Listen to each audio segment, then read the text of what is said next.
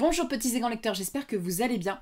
On se retrouve aujourd'hui pour une vidéo qui a pour thématique un petit peu l'horreur, l'effroi. C'est en rapport donc avec cette période magnifique de la Toussaint, Halloween, bref, toutes les fêtes un peu païennes. Les morts viennent nous dire bonjour, voilà, bienvenue à eux. J'avais envie de vous présenter 4 livres qui ont inspiré des séries horrifiques.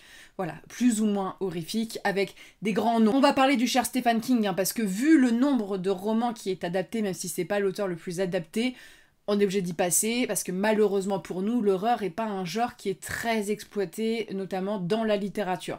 Si on doit classer un petit peu les genres littéraires, l'horreur est en bas de l'échelle, c'est-à-dire qu'il y a eu un premier salon qui se tient en place d'horreur en France, où il y aura de la littérature d'horreur, et voilà, ça commence à arriver, c'est très mal vu.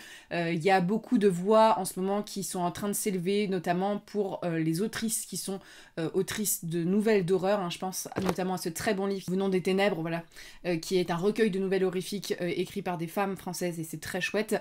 Mais c'est un peu le malvenu, le mal vu, parce que l'horreur déjà en cinéma c'est un des genres qui est le classé, on va dire, le plus dans le cinéma de genre.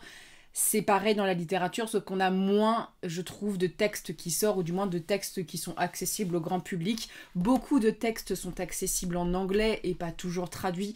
En France, c'est comme l'imaginaire, on est un petit peu en retard sur ces questions-ci. Et aujourd'hui, je vais vous présenter 4 textes disponibles tous en français, même s'il y en a un que je vais vous présenter en anglais, qui sont plutôt des classiques d'horreur adaptés dans des très grands films. Je suis pas du tout spécialiste du genre.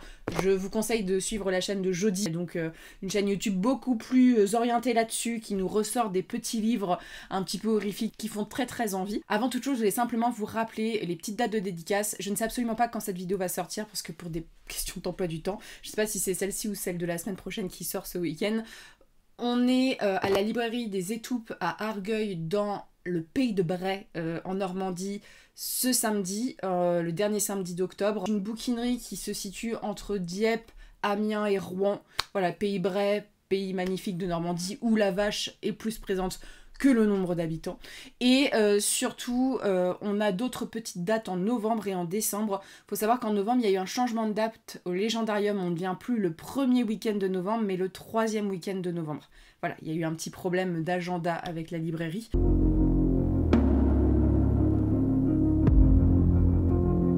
Et si je vous disais qu'on allait commencer par la tricherie, c'est-à-dire que tous les livres que je vous présente, il y en a un dont j'ai pas vu le film parce que ça me met très mal à l'aise, mais c'est un chef-d'œuvre du cinéma, c'est extrêmement connu et dans la pop culture ça a sa place, on a toujours vu un petit peu ces créatures représentées. Là j'avais envie de vous parler d'une série en fait que je suis en train de regarder qui n'est pas adaptée d'un livre mais qui est adaptée plutôt d'un événement historique assez connu, notamment si vous aimez le rugby, même si vous aimez un petit peu les faits divers. Je vous parle de Yellow Jacket qui est disponible sur Canal+. C'est une série qui est produite par Showtime, américaine, qui suit une aventure un peu horrible de jeunes adolescentes qui partent pour un voyage. Elles jouent au soccer, donc au football européen, et elles gagnent le match un petit peu de la compétition, ce qui fait qu'elles vont passer en national, donc elles doivent partir jouer leur premier match ou jouer le match de la finale pour passer en national. Bref, elles partent, elles ont le droit d'avoir un avion pour ce faire, elles ont une connaissance, hein, quelqu'un de riche qui leur prête leur avion, mais malheureusement l'avion se crache et ces jeunes filles, certaines vont en survivre, avec il y a aussi des garçons sur place, notamment un de leurs coachs, dans une forêt perdue au milieu des bois dans la montagne, et où il y a des événements paranormaux et très étranges qui se passent. La série est coupée en 2 moments, c'est-à-dire qu'on a le moment, on va les suivre adolescentes, ça se passe dans les années 90, et c'est ce qui est très chouette parce que je suis née dans les années 90, et le choix des musiques de cette série est exceptionnel pour le coup, et c'est vrai que j'ai été embarquée par cette histoire, notamment parce que moi je suis très sensible à la musique, mais si vous aimez vraiment les années 90, on est plein dedans. Il y a The Offsprings, il y a Cut My Life into Pieces, This is my last resort. Voilà, on a que des classico-classiques, notamment de rock, et c'est très chouette. Et on va les suivre donc, là ce que je déblatère. Aussi en 2020, ces jeunes femmes qui sont devenues, pour certaines adultes, hein, parce qu'il y en a certaines qui ont survécu, qui ont été traumatisées, dont on va suivre chacune le destin. Ce qui est assez intéressant, c'est qu'il y a un espèce de maître chanteur qui se met en place et que on sait tout de suite que les nanas, pour survivre, ont dû faire des choses assez horribles. Donc c'est un mélange d'aventure, d'horreur, de paranormal et de réalisme et de survivalisme, et c'est très très chouette. Voilà, ça va aborder des thèmes assez compliqués, hein. On va parler notamment d'anthropophagie et ce genre de choses. Il y a pour l'instant 2 saisons, je suis en train de regarder la 2e saison, et ce qui est chouette avec la 2e, c'est que ça s'ouvre beaucoup plus. La première est vraiment on va dire les bases de la série, les bases des personnages principaux, et ça va un petit peu évolué. Il y a des acteurs extrêmement connus. L'actrice qui joue Misty, qui est une actrice, c'est celle qui jouait Mercredi dans les adaptations des vieux films. Il y a notre chère Elijah Wood, voilà, dans la saison 2. Il y a vraiment un très très beau casting, et c'est vraiment intéressant d'avoir ce point de vue réel et le point de vue du passé qui est très bien fait. On sait jamais si c'est paranormal ou pas, la série est vraiment très bien faite, et c'est un peu glauque, voilà. C'est pas effrayant au sens que vous allez sursauter de jumpscare, c'est plus l'horreur de ce qu'elles ont dû faire et ce que ça a eu comme implication sur leur vie. C'est un peu psychologique, c'est quasiment un thriller psychologique, et j'ai adoré. Ça s'inspire donc d'un fait historique qui s'est passé, je crois que dans les années 70, je ne suis plus très sûre, d'un avion d'une équipe néo-zélandaise de rugby qui devait jouer un match, qui s'est écrasé dans les montagnes et dont on a retrouvé des survivants qui ont survécu en mangeant certains de leurs coéquipiers. Ça arrive souvent dans les affaires de survivalisme, hein. Je pense notamment à Terror, que je vais pas vous présenter, de Dan Simons, qui est inspiré d'une grande traversée de l'Arctique ou de l'Antarctique, et donc voilà, ça joue là-dessus, mais c'est bien fait, et le fait que ça mélange aussi un peu le teenage movie sans que ça soit agaçant et sans que ça soit un peu ça a pas du tout les défauts du teenage movie. C'est vraiment très très bien fait, et les personnages sont vraiment très très chouettes. Pour le coup, il y a cette ambiance années 90, et je vous la recommande, parce que pour les gens qui sont un peu frileux des trucs gore, ça l'est pas vraiment, en ayant quand même quelques petites choses qui sont effrayantes. Et voilà, si vous êtes plus thriller psychologique et avec du très bon jeu d'acteur, avec des choses qui sont très tristes, des thématiques assez réalistes et des personnages complexes, c'est chouette. On n'est pas là pour vous parler de Yellow Jacket, mais j'avais envie de vous en parler parce que je regarde un petit peu en ce moment. Je vais peut-être commencer par le plus évident. On va parler de Stephen King. Alors, je suis pas une très grande fan de Stephen King, j'en suis encore moins une, parce que j'ai appris très récemment que un de mes réalisateurs préférés, dont je vous parlerai juste après, va travailler sur la prochaine adaptation de La Tour Sombre, et ça me fait extrêmement chier, parce que La Tour Sombre, ça m'intéresse pas forcément, voilà. Et surtout, c'est un réalisateur que j'adore, et donc ça veut dire que je n'aurai pas de série de ce réalisateur pendant des années, parce que La Tour Sombre, c'était un grand cycle de Stephen King. Aujourd'hui, j'avais envie de vous parler du classico-classique, parce que c'est un film que les gens ont beaucoup vu. Je connais beaucoup moins de gens qui ont lu ce livre. Je vous dis, j'ai déjà lu 3 ou 4 livres de Stephen King. J'ai jamais été très convaincue par Stephen King. Alors, je suis personne pour dire ça, mais j'ai pas été convaincue par la plume, et surtout, j'ai essayé des textes qui m'ont pas plu du tout. Voilà, à chaque fois, c'est un peu la loterie, et que je trouve que Stephen King, on en fait beaucoup sur l'horreur, comme quoi c'est horrible et tout, et qu'en général, je suis assez déçue par l'horreur. C'est plus, parfois, un peu trop... quand je prends Under the Dome, par exemple, qui a été aussi adapté, qui est plus parfois choquant, avec voilà, des gens qui aiment les cadavres, voilà, ce genre de choses. Là, c'est Shining, j'ai envie de vous parler parce que j'en ai pas lu d'autres, qui m'a plus brusqué le livre sur le traitement des personnages que le film.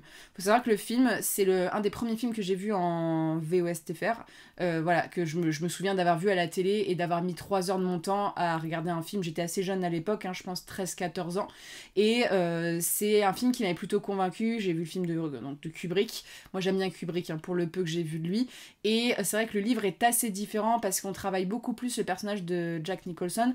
Donc l'histoire de Shining, j'ai un peu honte de vous la présenter, mais je sais qu'il y a des gens qui ne connaissent pas forcément. Un film qui est assez long, qui est pas tellement choquant, hormis 2-3 scènes qui sont visuellement très impactantes, et comme elles sont très impactantes, c'est ce qui fait l'horreur du film. On va suivre un père de famille alcoolique.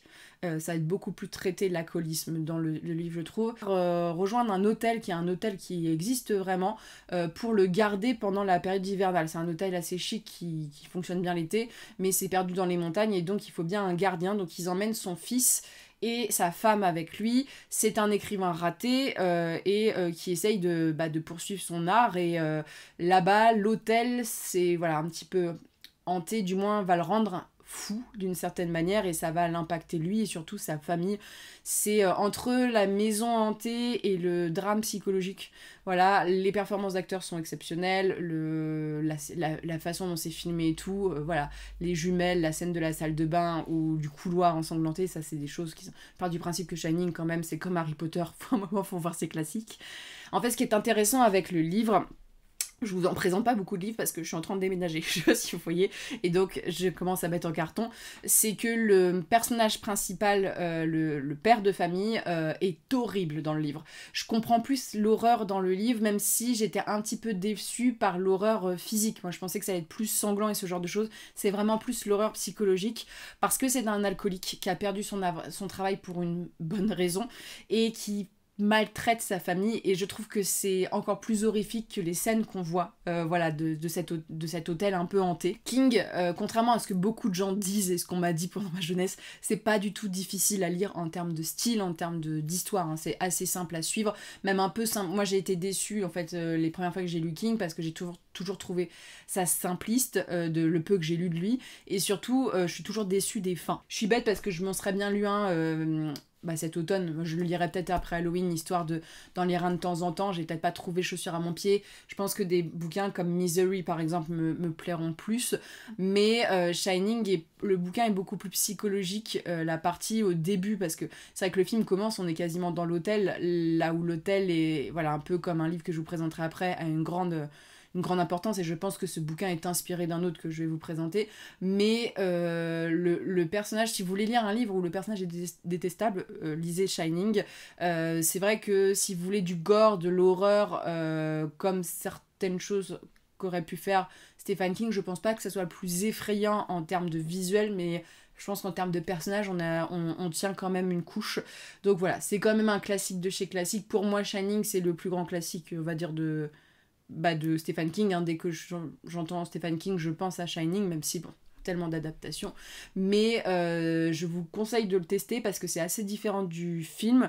J'ai des connaissances qui préfèrent le livre au film et vice versa, voilà, c'est assez différent, voilà, c'est une adaptation Kubrick a adapté de façon assez libre, et ce qui fait que Stephen King n'avait pas trop apprécié à l'époque, mais voilà, le film est exceptionnel, je vous le conseille en VO, voilà, qui est très très cool. Surtout que si vous commencez à regarder de la VO, ça parle pas beaucoup, Shining, ça va, c'est beaucoup dans les regards, dans les suspens et tout. Mais le bouquin, faut quand même le détour, c'est un one-shot, donc il est pas très très gros à lire. Je vais peut-être vous parler en fait directement, on va commencer par là, parce que quand on parle de Shining, il y a forcément un livre qui vient en idée, parce que je trouve que c'est un héritier direct de ce chef-d'œuvre qui est, je pense, le plus grand chef-d'œuvre d'horreur. Quand tu tapes sur internet quel est le livre qui fait le plus peur, c'est ce livre qui sort-ci. Et c'est vraiment la peur, mais pas la peur que certains aiment ressentir dans l'horreur, c'est-à-dire que c'est pas gore. C'est juste que ça va te filer, genre tu vas regarder ta chambre et tu vas te dire j'ai pas passé un bon moment cette nuit. Voilà. Je parle de La Maison Hantée, je l'ai lu en anglais de Shirley Jackson, The Haunting of Hill House. Je vous le présente parce que The Haunting of Hill House est adapté sur Netflix par un de mes réalisateurs préférés. Et si je peux vous parler de Mike Flanagan, je vous parle de Mike. Voilà, j'ai très envie de vous parler de Mike. C'est la première saison qui est adaptée, et sachez que les 3 prochains romans que je vous présente, c'est 3 adaptations de par réalisateur, parce que ce mec a décidé d'adapter beaucoup de romans, donc on a de la chance. Ici, vous allez suivre l'histoire originelle de La Maison Hantée. C'est considéré comme un des premiers livres qui est présenté, Une maison hantée. C'est un livre que je vous conseille de lire en anglais si vous avez la capacité de pouvoir le faire, parce que j'ai eu des gens qui m'ont fait des retours sur la traduction française, et on a beaucoup moins le sentiment d'horreur et d'angoisse. Les mots sont extrêmement bien choisis, voilà, dans ce texte-ci. On va suivre dans le livre une jeune femme qui s'appelle Éléonore. Éléonore, elle a pas une vie très très facile, c'est-à-dire que sa mère est malade, et qu'elle s'en est occupée jusqu'à la fin de vie de sa mère, et sa mère était horrible avec elle. Recevoir une invitation du docteur Montage dans un manoir un petit peu étrange qui s'appelle Hill House. Et là-bas, elle va être accompagnée de Theodora et de Luke, qui est, je crois, l'héritier du manoir. Et tous les trois vont participer à cette expérience avec deux autres personnes présentes, dont le docteur, qui essaye de prouver qu'il y a des phénomènes paranormaux dans la maison. Quand Éléonore arrive dans le petit village, les gens lui ont dit surtout n'y allez pas, c'est très glauque là-bas, il y a des choses bizarres, les gens qui leur apportent la nourriture et tout ne veulent pas partir après le lever du soleil, et donc la maison va agir sur Éléonore. Je vous en dis pas plus, mais sachez que c'est un des bouquins qui m'a filé le plus de frissons. Pas qui m'a fait peur, du genre c'est dégoûtant, c'est horrible, je lis de la dark fantasy très souvent avec des scènes horribles, j'ai lu des choses horribles, de la dark romance horrible. Et je peux vous dire que c'est pas la même manière de choquer, mais ce bouquin m'a mis très mal à l'aise. Parce que quand t'es dedans, quand tu lis ça à 23h dans ton lit, et que tu pèses chaque mot, et que t'as l'ambiance, t'es pas bien. Il y a une scène mythique de ce livre où Éléonore dort avec Théodora un moment dans sa chambre, et sent une main qui lui caresse les cheveux parce qu'elle est en panique. Donc elle se calme, elle se cache sous la couverture parce qu'il y a des événements qui se passent. Et en fait, elle se rend compte que ça peut pas être Théodora qui lui a caressé les cheveux, et donc la main qui lui a mis dans les cheveux, elle ne sait pas ce que c'est. Voilà. Et en fait, c'est Less is More, je trouve, ce bouquin-là, parce que c'est un peu comme Duras, c'est-à-dire que c'est pas trop descriptif, et donc ça laisse beaucoup l'imaginaire du lecteur travailler, et c'est extrêmement bien fait là-dessus. Bref, pour moi, c'est un chef-d'œuvre, hein, sincèrement, moi j'étais convaincue. Et la série, donc, qui était adaptée sur Netflix, c'est un parti pris un petit peu différent, parce que Mike, lui, prend toujours pour parti pris un texte, mais il va toujours, on va dire, le mettre d'un point de vue moderne, ou le retravailler, l'approfondir. C'est plutôt une base qu'il va retravailler. Je l'ai vu l'année de sa sortie, ou l'année d'après, donc ça commence à remonter. C'est une des... Comment dire ? C'est la série pour l'instant qui est la plus appréciée. Moi, c'est pas ma préférée. Voilà, je pense c'est dans mon top 3, top 2, j'ai toujours une hésitation entre les deux. Elle est assez effrayante, celle-ci. On suit donc l'histoire dans l'adaptation d'une famille qui, pour le coup, vit dans une maison réputée hantée. Les parents l'ont achetée pour la restaurer. Et l'épisode commence où tu as le père de famille qui réveille ses enfants en sursaut, qui prend sa dernière dans les bras, les deux je crois, et qui leur demande de fermer les yeux. Il court et il fuit le manoir qui, je sais plus, est enflammé, mais bref, il fuit. Et donc sa femme meurt sur place. Et donc on va suivre ce moment-ci, et les enfants, quand ils sont plus grands, est-ce que ce drame a eu comme impact, parce que eux ont vécu des phénomènes paranormaux. Et donc on a deux timelapses, on a la timelapse où il y en a même 3 je crois, où on va suivre donc la période de leur enfance, la période de l'adulte, où chacun va vivre différemment la chose. Un va devenir toxicomane, un autre va faire de l'argent dessus, une autre est traumatisée. Voilà, ils n'ont pas les réponses à leurs questions, et il y a des morts aussi qui se profilent dans leur famille. Et la série va toujours flirter entre choses un petit peu paranormales ou réalité et folie. Voilà, c'est vraiment très très fait. On a l'impression que en fait, chaque membre de la famille est un peu atteint de folie. Cette première saison est vraiment très bien portée par un super casting, parce que de toute façon le casting est toujours très bien choisi, des décors somptueux, un jeu d'acteurs super bon, une écriture palpitante, et c'est d'une tristesse et d'une beauté, voilà, c'est fou, mais elle fait assez peur. Voilà, il y a des jumpscares, les monstres qui sont faits dans la série, ou les apparitions, sont toujours assez emblématiques. Voilà, t'es toujours un peu en mode... Ouais, ça fait un peu flipper. Donc voilà. C'est assez différent, mais ça vaut le coup. Le deuxième, on va le prendre dans l'ordre, c'est Bly Manor. Donc la deuxième, c'est pas une deuxième saison, mais c'est dans cette anthologie. Donc là, Bly Manor, c'est... Alors, je peux pas dire que c'est ma préférée. Pour l'instant, c'est ma préférée, mais j'ai pas terminé celle que je vais vous présenter juste après. Donc, et pour l'instant, elle est très bien partie, est ce que j'adore. C'est une histoire qui fait un petit peu moins peur, qui est plus dans le thriller psychologique et qui est plus belle au niveau esthétique, et l'histoire est bouleversante. Je vais vous présenter le livre dont c'est inspiré, c'est Le Tour d'écrou d'Henry James, qui est un classique que j'ai beaucoup aimé. Dans Le Tour d'écrou, pour faire extrêmement simple, c'est l'histoire d'une jeune femme qui va être envoyée travailler dans un manoir va devenir gouvernante de 2 enfants qui ont des comportements un petit peu particuliers. Voilà, je vous laisse là-dessus. C'est un mélange de maison hantée et d'enfants un peu chelous. Voilà. Là, qui est très bien. Alors, Henry James, c'est très bien écrit. Alors, c'est plus vieillot, je trouve, le style que La Maison Hantée. Ça fait plus classique littéraire, mais l'ambiance est moins effrayante, mais la psychologie est assez prégnante. Le travail sur les enfants et l'horreur et la gêne qui est mise en place est vraiment très réussi. Par contre, la série, elle, va prendre un peu plus de liberté, donc on va suivre encore cette jeune femme qui abandonne un petit peu tout et va travailler dans ce manoir avec ses enfants, mais sur place, elle va se rendre compte que le manoir a une histoire et que les enfants seraient potentiellement suivis par des entités, voilà. Et donc, au-delà de ça, ça joue avec le temps, ça joue avec les perceptions, c'est extrêmement touchant la façon dont c'est fait. Il y a une histoire d'amour dans la série, qui est une des plus belles que j'ai vues ces dernières années, adaptée à l'écran. Donc voilà, c'est très chouette, c'est dans la représentation de plein de diversité. Les acteurs, en plus l'actrice qui est l'actrice principale de cette saison-ci, c'est une actrice que j'adore, que vous avez pu notamment voir jouer dans You par exemple, mais... Voilà, moi c'est mon petit coup de cœur parce que elle parle plus sur... Celle-ci, elle est beaucoup plus, je trouve, sur le...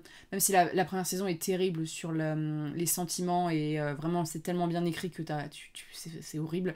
Celle-ci, elle est plus sentimentale et triste et quasiment gothique. Je trouve que elle est quasiment plus orientée, parce qu'Henry James c'est du gothique, mais ouais, c'est plus de la littérature gothique / horrifique. Et la créature fait moins peur, il y a moins de jumpscares, c'est plus esthétique et c'est plus triste. Voilà, c'est l'horreur, mais l'horreur dans l'humain d'une certaine manière, et c'est assez chouette pour ça. Et enfin... J'ai la flemme d'aller le chercher parce qu'il est là-bas, mais je vous mets la couverture. C'est La Chute de la Maison Usher que vous avez actuellement sur Netflix. Je ne l'ai pas terminé, je regarde un épisode de temps en temps. Je déguste, j'adore pour l'instant. La Chute de la Maison Usher, c'est une nouvelle adaptée de Edgar Allan Poe. Donc la nouvelle doit faire à peine 100 pages, ce qui fait que vous voyez qu'il y a quand même un travail d'adaptation assez important. Cette nouvelle d'Edgar Allan Poe, elle est terrible par son histoire. Il y a des sous-entendus voilà, qui sont un peu tendancieux, mais qui sont horribles et assez esthétiques en même temps. C'est l'histoire de Roderick, qui est un noble, je crois, un mec qui a quand même du pouvoir, qui reçoit le narrateur, voilà, qui l'invite, et le narrateur qu'il a connu quand il était enfant se rend bien compte que Roderick tombe malade et que son état empire, et Roderick lui explique qu'il a un mal de famille, voilà, il appelle ça un petit peu comme ça, et on va voir que c'est assez lié à sa sœur. Je vous en laisse sur ces mots-ci. L'adaptation est beaucoup plus moderne. On va suivre donc Roderick qui est... Alors c'est une adaptation qui est assez chouette parce qu'elle est très actuelle avec ce qui se passe actuellement aux États-Unis, ce qui est un petit peu moins le cas en France, mais qui va arriver malheureusement sur le marché, c'est le fentanyl. Roderick, c'est quelqu'un qui n'est pas forcément de l'aristocratie ou qui avait une grande fortune et qui va magouiller et s'élever socialement grâce à la création d'un médicament qui est un antidouleur qui serait actif pour plein de gens. Voilà, c'est en fonction du nombre de pilules que tu prends que ça va être actif plus ou moins pour ta maladie. Et donc il fait commerce et sa famille devient richissime à cause de ça, sauf que on suit au début de la série un procès qui est intenté contre cette famille. Roderick a 6 enfants de 5 femmes différentes, bref, et il vit avec sa sœur qui l'a aidé dans son business, et cette entreprise est accusée, en plus de polluer les nappes et tout ça, d'avoir tué des milliers, voire des millions de personnes à cause des médicaments qui voilà, ont été un peu trafiqués, du moins leur usage et les dosages et ce genre de choses et la façon dont c'est distribué et commercialisé répondent pas forcément à ce qui était demandé, quoi. Et c'est totalement en lien avec ce qui passe avec le fentanyl. Alors pour ceux qui ne voient pas trop de quoi est le fentanyl, c'est une drogue qui actuellement ravage les États-Unis et qui est horrible parce que les gens qui tombent dans ceci sont des gens qui ont reçu en général des antidouleurs à l'hôpital. Il faut savoir que les antidouleurs aux États-Unis et en France ne sont pas du tout les mêmes. Vous voyez souvent en vidéo sur internet les jeunes qui sont opérés pour se faire retirer les dents de sagesse et qui sont totalement, mais quand je vous dis défoncés, chez nous c'est pas du tout comme ça. Et donc en fait ça a créé des addictions et les gens deviennent des zombies au sens propre, vraiment c'est assez horrible. J'ai des proches qui sont allés au Canada cet été et qui ont été extrêmement choqués de voir ça, parce que nous, on voit quand même assez peu ça en Europe. On a bien sûr la colline à Paris, mais c'est encore un autre level, quoi. Et donc ça s'ancre un petit peu dans ce problème de société qui est un véritable drame, hein. On parle quand même de potentiellement une des premières causes de mortalité aux États-Unis. Le problème est très très grand. Et donc cette famille, gérée par Roderick, va être bouleversée en l'espace de quelques jours, où les héritiers vont mourir progressivement. Et donc la série est faite, pareil, point de vue moderne, avec l'inspecteur, l'avocat qui interroge un petit peu le Roderick, et lui confronté à cette espèce de maladie. On voit bien la façon dont c'est refait, et qui voit les apparitions de ses enfants, et à chaque fois on va savoir comment ses enfants sont morts, et cette espèce de personnage qui flotte autour d'eux. C'est... Quand on regarde, en fait, à chaque fois que je regarde McFly & je me dis, pourquoi j'écris ? Ça fait partie des gens, quand je regarde les séries ou ce genre de choses, que je trouve tellement génialissime, tellement bien écrit, tellement bien ficelé, l'ambiance et tout, que tu te sens un peu nul à côté. Et cette série est vraiment très très très bien faite. J'adore. En plus, c'est un peu plus moderne, la façon dont c'est fait, c'est moins maison hantée. On change de paradigme, mais c'est vraiment très très cool. Et on sait jamais comment ça va évoluer. Vraiment, vraiment, ça te perd et tout. Et le fait qu'il y a des bouleversements passés, présents, futurs, tout, c'est vraiment vraiment chouette. Moi j'adore. Je vous conseille de lire absolument les nouvelles d'Edgar Allan Poe. Je pense que c'est pas à redire, fait partie un classico-classique. L'édition que je vous mets là, c'est l'édition qui est sortie là dernièrement chez Brajlon. Alors le problème d'Edgar Allan Poe, c'est un problème parce que, voilà, même si ça m'a fait rire parce que la fois où je l'avais présenté, des gens comprenaient pas où il y avait un problème. Mais bon, l'édition que je vous présente, elle est traduite en majorité par Baudelaire. Et Le Corbeau est traduit par Mallarmé. Alors les gens me disent, mais c'est super, c'est traduit par Baudelaire. En lettres, c'est un des premiers, parce que c'est un exemple, c'est un peu un cas commun qu'on voit souvent. La traduction n'est pas une bonne traduction. Pour tout vous dire, c'est plutôt ce qu'on lit en français, c'est plutôt Edgar Allan Poe à la sauce Baudelaire. Alors moi j'adore Baudelaire, c'est pas le problème, mais c'est pas le texte anglais auquel tu t'attendrais. Donc il y a une autre édition qui est sortie, si je la trouve je vous la mets ici, que je veux lire, voilà. Mais Edgar Allan Poe, c'est un nombre de nouvelles qui ont même marqué la pop culture, la façon dont c'est fait. Et ce qui est très chouette, c'est au vu du siècle où ça a été écrit, on est en plein ésotérisme et ce genre de choses, donc tous les histoires de revenants, vous savez, la main qu'il y a dans Harry Potter, la main, voilà, il y a un côté, il y a un côté très ésotérique de l'époque qui est vraiment très chouette. C'est marqué dans son siècle aussi par les thématiques, hein. Il y a beaucoup de choses qui sont liées à l'Égypte et ce genre de choses. On est dans cette démarche où on découvrait un peu les pays avec leurs légendes. Le seul bémol, c'est pas vraiment un bémol, c'est un bémol pour certains, mais c'est un texte qu'il faut remettre dans son contexte, c'est-à-dire que au niveau de l'esclavagisme des femmes et tout ça, c'est assez catastrophique. Mais c'est le siècle. Voilà, Edgar n'allait pas prévoir que dans le futur on était beaucoup plus ouvert d'esprit, pour certains aussi, parce que c'est pas forcément le cas de tout le monde. Mais voilà, c'est une œuvre exceptionnelle, et la série sur Netflix est extrêmement bien, chaque fin d'épisode. Et là, je vous le dis parce que la bande-son, la BO, tu commences la série, les 3 premières secondes, c'est Another Break the Wall de Pink Floyd. Donc quand déjà j'ai vu ça, j'ai dit, Mike, merci, on va passer un bon moment. Là, vraiment, c'est très très très très bien. Voilà, on est dans les années 70 aussi à un moment, donc vraiment, je vous la conseille à 100%. Enfin, alors c'est le seul dont j'ai pas vu l'adaptation. En fait j'ai vu des morceaux de ce film, mais ça me terrifie parce que moi j'ai du mal avec le sang, voilà. Je trouvais ça bizarre, mais dans les livres et tout ça me gêne pas, visuellement c'est phobique chez moi, et donc tout ce qui est saut, tout ce qui est gore, découpage, ça me met mal à l'aise. Je peux pas regarder en fait j'ai du mal avec la torture, peut-être naturel en soi. Autant tu vois, je regarde des films d'horreur et quand il y a du sang et tout, ça me gêne moins. Mais je vous prends toujours un exemple bête, mais par exemple, c'est un peu la honte, hein, c'est le moment confession, mais le film de Django qui est sorti il y a quelques temps de Quentin Tarantino, comment vous dire, la première fois que je l'ai vu, j'ai vomi après le visionnage du film, parce que c'est Il y avait beaucoup trop de rouge à mon goût. Donc voilà, moi c'est physique, c'est-à-dire que c'est même pas que ça me fait peur, c'est que c'est mon corps qui supporte pas ça. Donc je peux pas regarder cette adaptation-ci parce que ma phobie du sang est liée à ma phobie des aiguilles. Donc je supporte pas qu'il y ait quelque chose qui... C'est vraiment quelque chose qui pénètre mon... Voilà, c'est un truc que ça me révulse, je peux pas. Voilà, c'est des peurs qui sont prégnantes. Mais c'est ma phobie numéro 1 au monde. Et donc quand on dit aiguille... Pensez à quoi? À Hellraiser, donc, comment il s'appelle, de Clive Barker, bien sûr. Donc ici, c'est une très belle édition qui est sortie chez Brajlon l'année dernière, il me semble. Donc Hellraiser et les Évangiles écarlates. Moi, j'ai beaucoup plus préféré Hellraiser que la suite. Le premier tome, donc c'est plutôt une nouvelle. Je vais pas pouvoir parler beaucoup du film, sachant juste que comme là c'est assez bien adapté a priori, dans le sens qu'on voit avec les Cénobites qu'à la fin et que voilà, après ça se développe. Hellraiser, c'est dans mes souvenirs l'histoire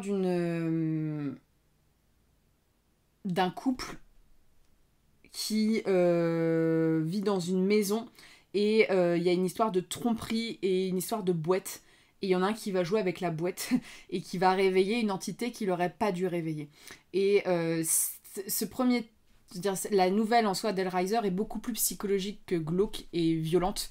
La suite est beaucoup plus infernale, voilà. Mais les Cénobites, donc ceux qui sont avec les petites aiguilles, arrivent à la fin et voilà, on est plus sur un truc un peu torture et tout, ce qui est beaucoup plus le cas dans les Évangiles écarlates, que j'ai moins aimé à cause de ça aussi, hein, parce que je déteste ça, mais surtout que j'ai trouvé beaucoup plus fantastique et en même temps moins horrible. Comment dire, là c'est l'horreur de l'être humain, les personnages sont abominables dans le tome 1, vraiment, et là on est plus dans leur univers avec un côté très descente aux enfers, torture, voilà, des scènes, j'allais dire pas quasiment bibliques, mais vous voyez l'enfer de Dante, moi je trouve que quand tu lis ça, il y a un côté un peu Dante dans le texte, qu'on aime ou on n'aime pas, mais moins convaincu, même si dans voilà, les Évangiles écarlates, vous allez plus avoir Pinhead, donc les grands personnages de cette saga qui vont être exploités. Et voilà, c'est drôle parce que quand on pense à Hellraiser, on pense aux Cénobites et tout ça,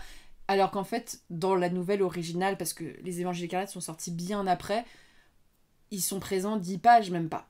Voilà. Ils font des choses horribles, mais ils sont présents 10 pages. C'est plus leur esthétique qui fait peur que leurs actions en soi. C'est plus les humains qui ont des actions horribles et blâmables, et je pense que c'est ce qui dénonce en fait. Le monstre en soi, c'est pas forcément celui auquel on s'attend. Il y a un délire un peu sadomaso dans le texte voilà. C'est un texte où les gens, il y a de la souffrance, du genre il y a vraiment des scènes avec des corps, du sang, des trucs comme ça. Bon. Mais je sais que ça a convaincu son public. Il y a des gens qui adorent les Évangiles écarlates, d'autres comme moi qui ont été assez, on va dire, moins emportés. Voilà, c'est plus... je trouve que la nouvelle est bien faite parce qu'elle n'est pas dans la surenchère. L'autre, c'est plus du genre, regardez comment ça gicle dans tous les sens, regardez voilà, les Cénobites et tout, l'enfer, machin. Le premier, c'est plus psychologique et malaisant. Genre, l'ambiance, c'est plus réussi. L'autre fait plus fantaisie imaginaire, tu vois. Donc, ça se pèse, mais au moins lire la nouvelle Hellraiser qui est vraiment voilà, super sympa. Et puis, faut dire ce qui est, je pense que les Cénobites, ça fait partie maintenant de la pop culture. Je veux dire, même quand t'as pas vu les films, tu les vois forcément. Que ça a été repris dans des parodies, c'est une esthétique, voilà.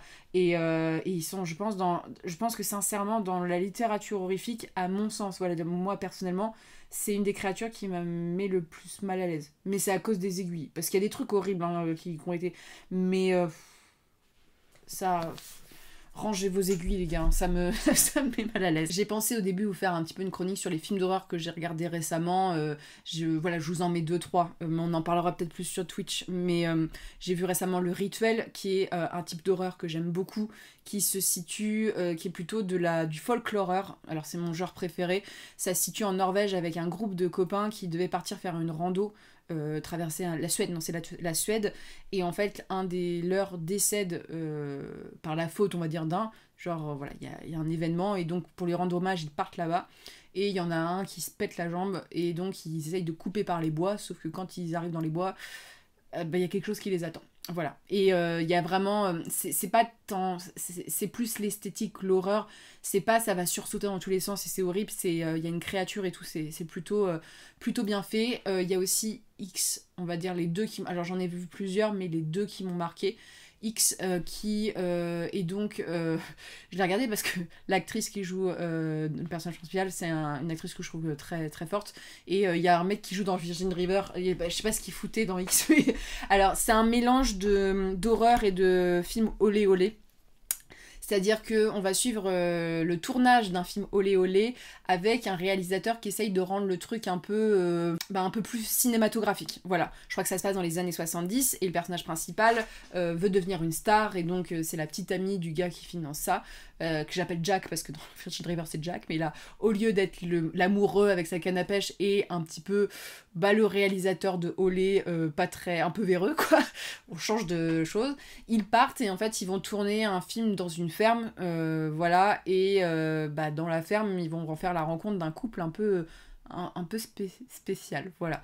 C'est un film qui va parler de la jeunesse, de la beauté, c'est un mélange de film olé olé et de horreur, sachant que le olé olé, c'est plus, comment dire, c'est pas un film olé olé vendu comme ça, c'est plus pour vous parler du secteur de l'époque et donc forcément il y a des scènes pour vous montrer un petit peu, il y a un peu un film dans un film et ça rajoute, en fait c'est une ambiance un peu particulière et il bascule vraiment dans l'horreur et j'ai beaucoup aimé le point de vue du méchant, du genre l'horreur dedans et les questions que ça soulève sont très liées à la féminité et c'est très triste. Voilà, je trouve qu'il y a une tristesse chez le méchant qu'on trouve assez peu souvent et voilà, il y a une esthétique des années 70, beaucoup de nudité pour celui-ci, hein, voilà.